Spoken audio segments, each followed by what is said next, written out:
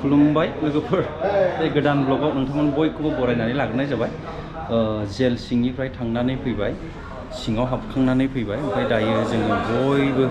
बे बाजै हटेलाव ओंखाम जानो फैबाय दा जोंजोंहाय बयबो दङ आदामोन दङ मेहेरवारि दङ आं सेलफि लागासिनो औ बे बाजै हटेल दै ओमफ्राय अरगें दा दं आदा दिलीप दङ ओंखाम जानो फैबाय बाजैयाव नारजिजों ओमफ्राय सानसे माने जायासैना मेंदों माने सिं सालायलायबाय ओमफ्राय आदामाथ' जाबायमोन सिङावहाय जाबायमोन खननै जागोन आरो आदामोना सिङाव हाबाखैना जों हाबाखै जों माने सिङाव हाबिफोरासो जानो फैदों ओमफ्राय हाबनायफोर नै फंबाय मोनाव गासैबो ओमफ्राय थेंक इउ आदा नों खननै जामारसिगोन बुंनायखौ फोथायबाय बाहेराव आलासि नेबाय बायनानै आथिंफ्राव साजोब्बायनो ओंखायनो ओंखाम जानो लाबोनाय जाबाय लोगोसे आदा दङ नै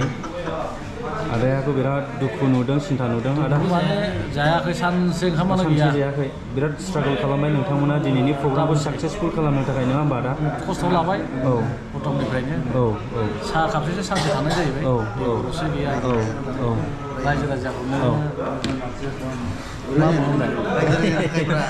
थेंक इउ आदा दे लोगोसे ओरै दङ नोंथांमोन बयबो सिनायखायो सोरमोनलाय बिथांमोनाबो मैयानो सफैदों बे प्रग्रामावनो बाथ्रा हाबनो मोनबाय माबायदि मोनखोथाय जोंना खिन्थु हाबनो मोनासै खिन्थु आसुरितबो मोनदों मालाय जाथिया मालाय ब्लेन हाबलाङो बिसोरथ' सिङाव दंहैयो ओमफ्राय जोंहा बर'फ्रा नाम लिस्ट होबाबो खबाइनाया हाबनोनो मोना इभेन पेरेन्टसफ्राबो सोरबा हाबनोनो मोनाखैमोन बेलासियाव दसे एन्डिंआवसो थ' लैहोरमोन सोरबा बिसोरो एसे हाबज्रायहैनो मोनबाय खिन्थु गुबुनफोरना नायोब्ला बेखौ एसे दुखु मोनो आरोना फिल खालामनो हादों जे आमार मानु आगत जाबा पाबा লাগিব माने बिदि जोंनि मोखाङाव बुंनानै गावसिनिखौ लांनाय ओमफ्राय जोंनिखौ थे मारिनानै दोनो बेफोरबायदि नुबाय बिनि एक्सप्लेनेसनखौ आंबो सिङाव थांनानै माबायदि मोनहैदों आं बेखौहाय मोनसे आलादा भिडिअ लाबोगोन लोगोफोर नोंथांमोननि सिगाङाव आं सिङाव थांनानै माबायदि मोनदों बेखौहाय आं नोंथांमोननि सिगाङाव आङो फोरमायनो गोसो दङ ओमफ्राय बिथांमोना बायह्रायावनो थानांबाय सानसे बिराद स्ट्रागल खालामबाय थेवबो बायह्रायाव थानानैबाबो माबायदि बिथांमोना आन्दाज खालामनानैबा माबायदि फिलिंस मोनदों बयबा नोंथांमोना ब्रादारनि चेनेलावनो नुगासिनो दङ बा नायगासिनो दङ आं सानदों स' दिनैहाय जों सेकेन्ड टाइम आंनि गासैबो सापर्ट खालाम शेयार खालाम आंनि नायगिरिफ्राबो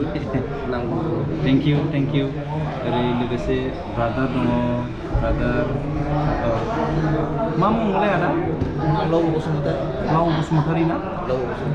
बेयावनो थायो नोङो गुवाहाटियावनो थायो आदसा थेंक इउ आदा लोगोसे जोंजों दङ दायो सारमोन आरो सार कास्टम बिथाङा आरो लोगोसे ओरैहाय आदा बिराजा सारनावहाय आं जेबो सोङा साराथ' दिनैहाय बे प्रग्रामाव फैबाय जेल सिङाव हाबबाय सारनि जास्ट फिलिंस मोन्दांथि गुसुङैबाबो ना सार इसरा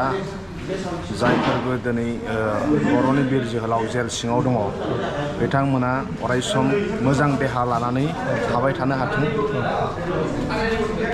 हाथ'बाय थाथों आरो इसोरा जोंनि बर'नि दैदेनगिरिफोरनो गोहो बोलो होथों जाय बिर जोहोलाव बिथांमोनहा जेल सिङाव दं बिथांमोनखौ बख'नो हानायनि बुद्धि आरो खायदा कौशल जोंनि दैदेनगिरिफोरनो इसोरा जाहाथे हरो बेखौनो बुंलावरिनो आर'ज खालामो बेमार आजार जायामालासिनो बिथांमोनहा आरो बारा दुखुआव थायामालासिनो थाबनो बिथांमोनखौ बख'नो हायो बेनि थाखाय जोंनोबो गोहो आरो बुद्धि जोंनोबो होथों आफा बुंलावरिया बिनिफ्राय सार मोनसे लास्ट सोंबावनो आं गोसो जादों सारा सिङाव हाबनानै बिथांमोनखौ नुनानै माबायदि फिलिंस फैदों ओरैनो मा साननाय फैदों आं मोनसेल' खोथा सानदों भारत हादरनि बिफा महात्मा गान्धीया दिनैहालागै जुदि थांनानै दङमोनब्ला बिथांनि मेगनाव मोदै गगौमोन जोंनि हारिफोरखौ जिबायदि अयनाय आरो अयथासार खालामदों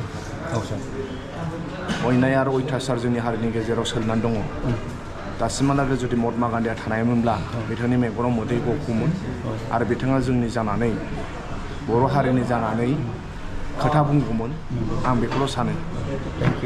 महात्मा गान्धी थानायमोनब्ला बिथाङा जोंनि जानानै खोथा बुंगौमोन दा महात्मा गान्धी गैया बे हादोराव महात्मा गान्धीनि समान दैदेनगिरि गैया गोरिब गुन्द्रा आरो नाख्रेब जानायनि खोथाखौ सानग्रा आरो बुजिग्रा जोंनि गेजेराव दैदेनगिरिफोरनि आंखाल जानानै दं गोजोन्थों सार ओरै लोगोसे ओरै ब्रादारमोनखौबो आङो इनायनो जोबोद मोजां मोनदों जेल सिङाव दहाय जोङो ज' लोगो मोनलायदों नङा होमबा नोंथाङा सिङाव थांनानै माबायदि मोनदों मोजां नांदो सिङाव थांनानै बैसागोखौ रंजा बाजायै फालिना फैबाय खिन्थु मोनसे खोथाया बेनो जाय सारमोना दङ जेलाव आरो फंबायमोन दं बिसोरनि थाखाय दुखु नांना फैदों एसे बिनि थाखाय ओंखामखौबो लास्टआव जानो हायाखिसै आङो दुखुजोंनो ओंखामखौ जानो हायाखिसै दुखु नांदो गोबां खोथा सावरायबोबाय मोजां नांदो आरो बाखि आसामिसफोरनिबो बिहु दल दङ बागुरुम्बा थिगानो जादों बाखियाथ' दुखु नांबाय गासिबो हारिया खौसे जानांगौ बिसोरबो ओंखारनायनि लामायाव दं थेंक इउ आदाया हाबनायालाय हाब्बाय आंनिनो लोगो गोजाखा गासैखौबो आं दिनै बे जेलावनो बिसोरजों लोगोसे थानाया दिनै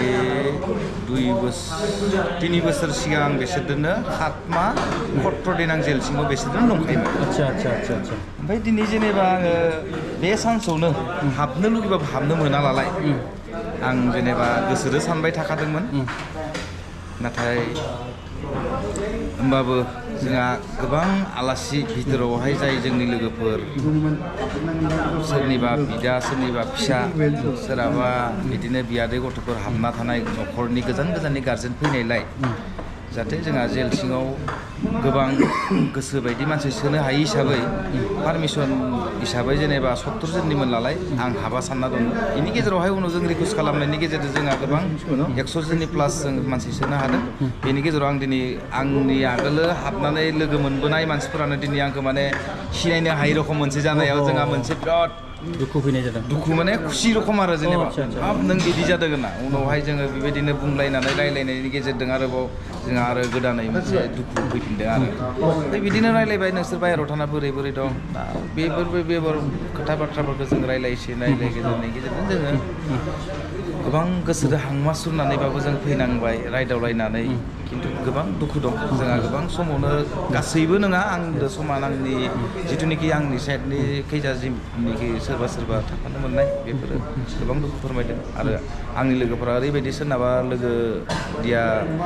फैदोंबाबो बिसोरनि न'खरनि सोरनाबा माने मानसिबो फैयाखै सोरबा ओरैनो न'खर खाथिनि फैनानै नायनो लांदों बेफोरखौ बुंनानै दुखु फोरमायदों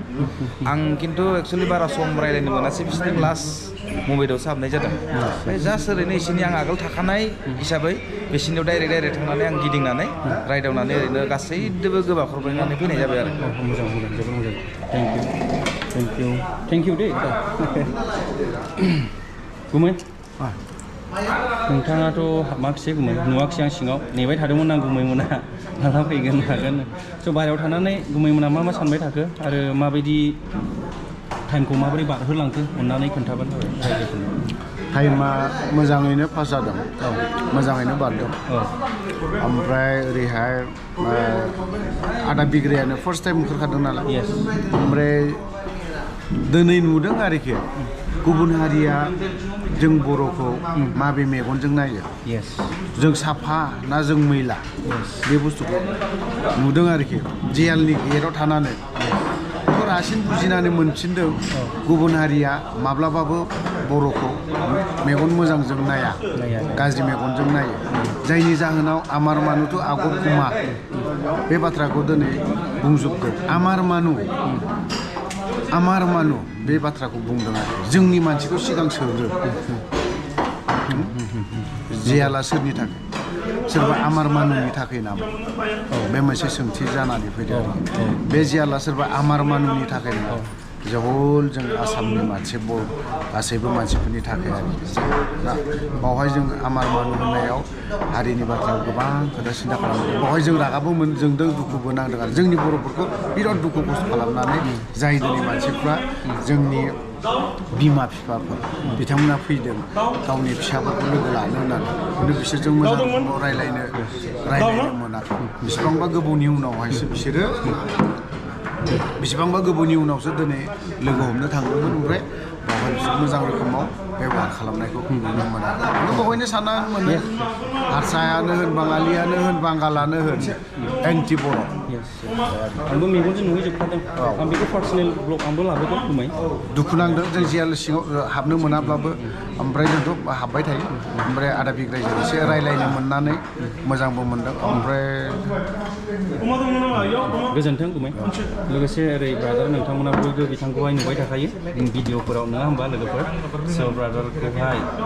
आङो फंनैसो बाथ्रा एबा ब्रादारनि फिलिंस ब्रादारा सिङाव हाबदोंना हाबाखैमोनथाय हाबदोंना स' आंनि ब्लगावबो बा आंनि चेनेलाव नोंथाङा गोदान ब्रादार ओमफ्राय सिङाव हाबनानै नोंथाङा मा फिलिंस मोनबोदों एबा माबायदि एक्सपिरियेन्स मोनबोखो फंनैसो ना नंगौ माने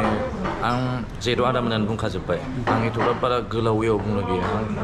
सुंद'यैनो बुंगोन गोदोनि समाव जेबायदि भारत हादरखौ ब्रिटिशफ्रा गादबदोंमोन बेबायदिनो जोंनि बर' हारिखौबो एसामिसफ्रा गादबबोदों मुजुलायोमोन ट्रेन गाखोबाबो नाख्लायहरोमोन बिभिन्न गुवाहाटियाव फरायफैयोबा ओरैबायदि माने नासयखायोमोन मानसि बायदिखौनो खालामामोन दा बे हिसाबै बर' हारिखौ गादबनायखायनो दिनै जोंनि जाय आदा एनडिएफबिमोन दङ साफ्रोमबो आदा एनडिएफबिफोर जेखि भेक्सनानो जाया मानो दिनैहाय बर' हारिखौ बे नासयनाय गादबनायनिफ्राय उद्धार खालामनो थाखाय आरो बर' हारिनि जौगाथाय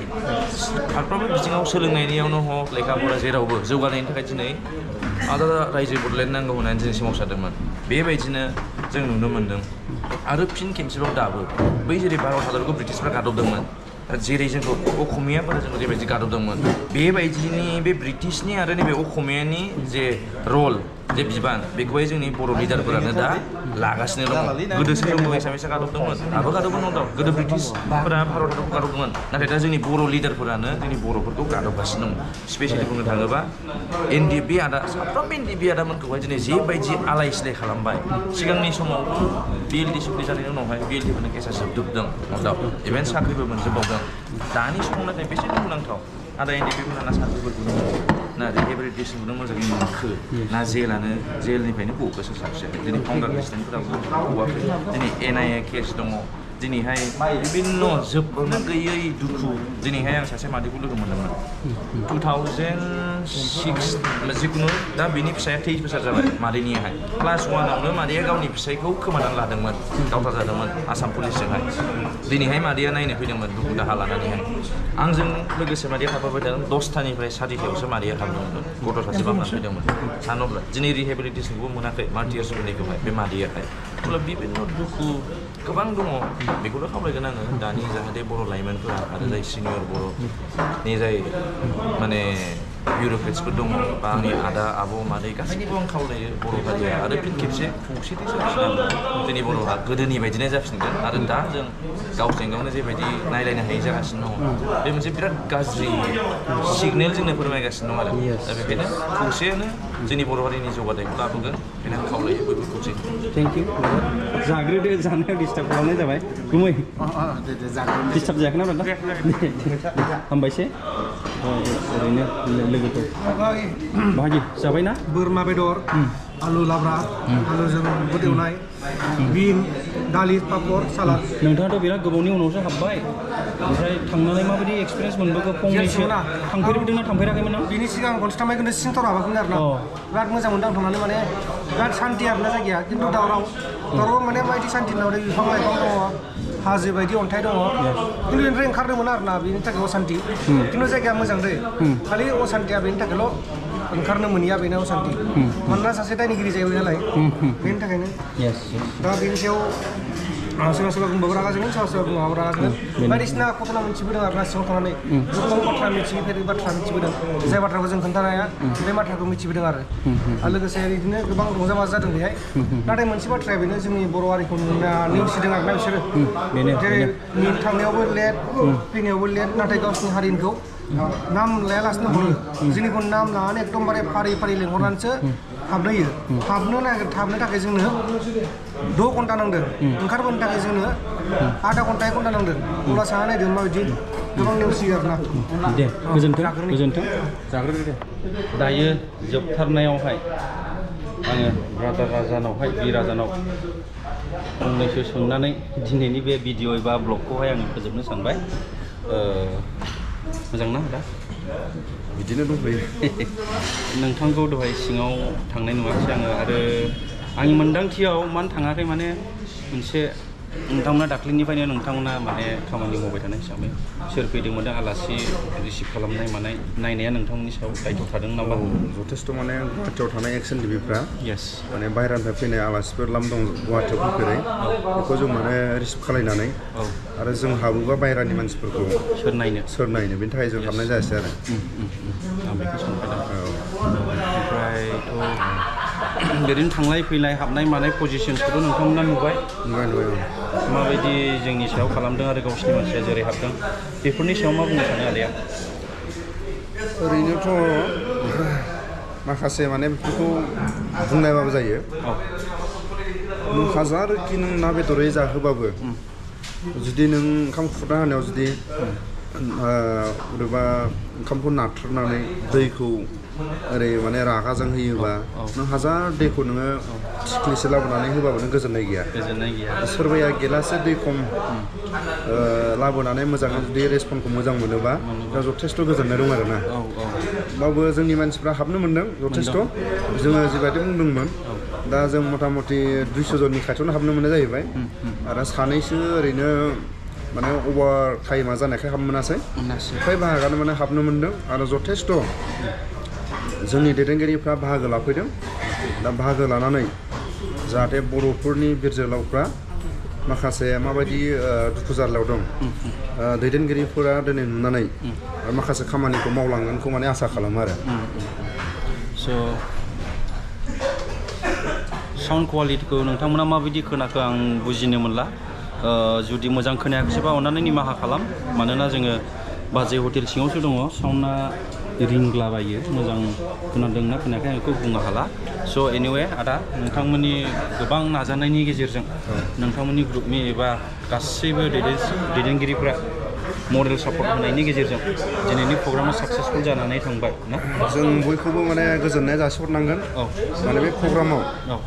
जोंनि मोनफ्रोमबो राजनितिक दैदेनगिरिफ्रा एसेबाबो मरेल सापर्ट हरदों आरो मोनफ्रोमबो हान्जानि दैदेनगिरिफ्रा बाहागो लाफैदों आरो गुवाहाटियाव थानाय जेसेबां एक्सन टिभिफ्रा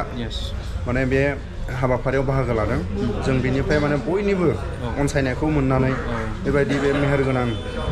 जाफुंसारनायखौ जों बयनिसिमबो माने रायजो राजाफोरनि हेफाजाबखौ आरो माखासे दैदेनगिरिफोरनि हेफाजाबखौ जों माने जोंनि गुवाहाटियाव थानाय साफ्रोमबो एक्सन टिभि जोंनि गुवाहाटियावल' नङा साफ्रोमबो एक्सन टिभिफ्रा जोंनि दैदेनगिरिफोरखौ जों माने जेरैबायदि हेफाजाबखौ मोनदों बिथांमोननि उदांनि थाखाय खामानि मावलांनायखौ जों माने मोनगोन होननानै जों नुहुरो आरो गोजोननाय थाबाय आदा आंबो बेबायदिनो बेबायदि मोजां अपरचुनिटिखौ मोननानै बेनिखायनो गोजोननाय थाबाय आरो साबायखर बावनो गोनां नोंथांमोनखौ आरो बेयाव थांनानै सिङाव थांनानै गोबां सिना जाना आंनि मानसिफोर दङ गैयाबाबो 20 जनसोआनो आंनि सिना जाना सिगांहाय जों क्लासाव फरायबोलायनाय सोरबा क्लास फ्रेन्ड दं आंनि आरो एखे स्कुलाव फरायनानै फैनाय दङ जेरै सोमखोरमोन सेरफांगुरिनि ओमफ्राय ओरैहाय दङ आंनि बिदा लाफा दङ आरो गोबां ओरै आदा लथेन मोनो गोबां दङ आदा इनन मोनो गोबां मानसि आं सिनायदों स' आङो बेबायदि खाबुखौहाय मोननायबो नङामोन हयबा आं कर्टआव थाङोबा सासे सानैखौ आं लोगो मोनहैनो हागौमोन खिन्थु खेबसेनै बयखौबो बिदि लोगो मोनहैगोन होननानै बे समा फैबाय थायाना आदा थेंक इउ स' माच आरो दिनैनि बे भिडिअखौबो बेयावनो फोजोबनाय जाबाय गोजोन्थों थेंक इउ